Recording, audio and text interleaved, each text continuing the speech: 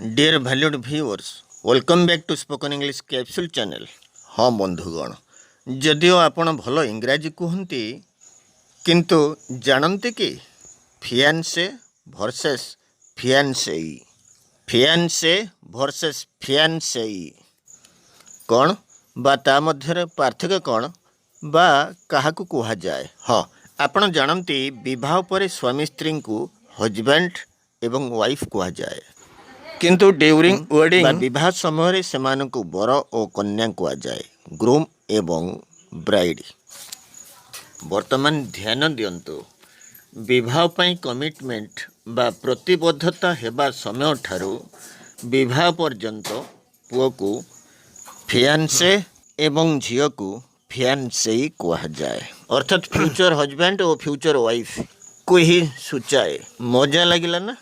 Thank you.